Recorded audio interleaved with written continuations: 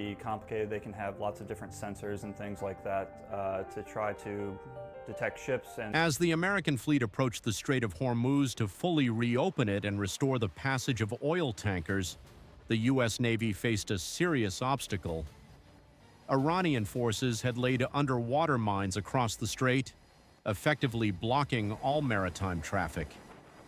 Clearing these mines would be one of the most dangerous phases of the entire operation, demanding precision, patience, and constant protection against Iranian air and missile attacks at the same time.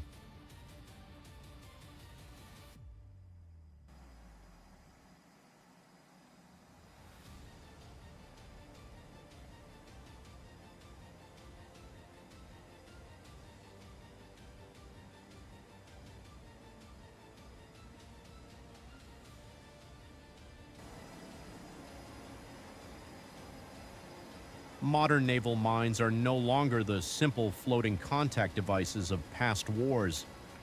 Today's mines sit on the seabed or are anchored at a specific depth below the surface, invisible from a ship's deck. They use a combination of sensors, magnetic, acoustic, and pressure. A magnetic sensor detects the metal hull of a ship as it distorts the Earth's magnetic field. An acoustic sensor listens for the specific sound signature of a vessel's engines and propellers. A pressure sensor registers the change in water pressure created by a large hull displacing water as it passes overhead. Advanced mines combine all three, requiring multiple conditions to be met before detonating. This means a mine can explode beneath a ship without the vessel ever physically touching it. While underwater drones scan the wider area, situations requiring precision called for human divers. Below deck in their quarters, Navy explosive ordnance disposal divers suited up. They pulled on their wetsuits, strapped on their breathing apparatus, and checked their gear: dive computers, underwater lights, communication equipment, tools. Once ready, they climbed into rigid hull inflatable boats and motored away from the ship toward the coordinates marked by the scanning teams.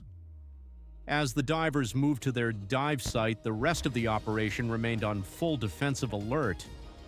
Soldiers aboard the ship stayed behind their machine guns, eyes fixed on the sky and water. Lookouts with binoculars continuously swept the horizon. The threat of an Iranian drone or missile attack while the fleet was slow and occupied with mine clearance was constant and real. The fleet reduced speed to a minimum. At high speed, the risk of running over an undetected mine was too great. Every ship in the formation slowed to a crawl. All onboard sonar systems and mine detection scanners were active, sweeping the water ahead and beneath the hulls. The cruisers and submarines in the group were brought to full combat readiness. Anti-air systems were active, tracking the skies for Iranian Shahed drones and ballistic missiles that could be launched at the fleet while it moved slowly and vulnerably through the narrow strait. Helicopters launched from the carrier and began flying patterns over the water ahead of the formation. Door gunners sat ready behind their weapons, scanning both the horizon for enemy threats and the water surface below for any visible signs of mine activity. Some helicopters towed mine detection equipment.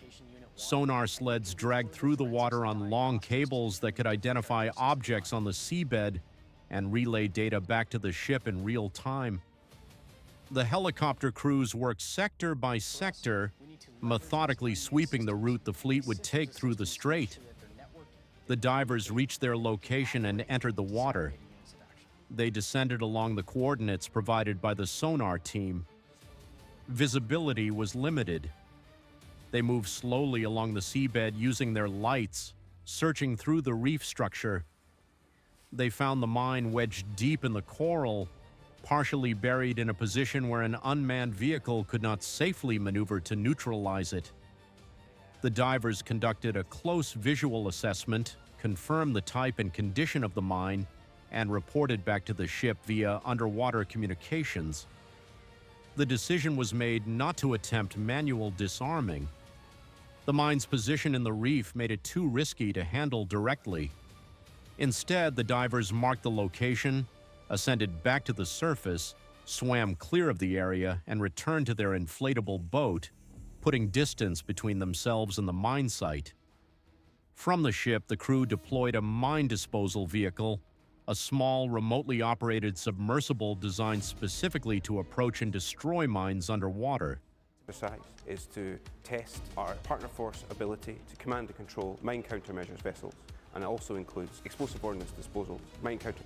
The vehicle was lowered into the water and guided by an operator watching a live video feed on a monitor. The disposal vehicle descended to the mine's location, approached carefully, and placed a charge next to the device. The operator confirmed the charge was in position. The vehicle backed away to a safe distance.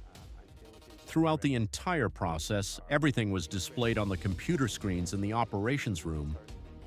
The commanding officer, the EOD team leader, and the sonar operators all watched the same feed. The position of the mine, the disposal vehicle, and the charge placement were fully visible and fully controlled. The charge detonated. A muffled underwater explosion sent a column of water and debris to the surface. The mine was destroyed. The sonar team confirmed the contact was gone. At that point, the route was clear.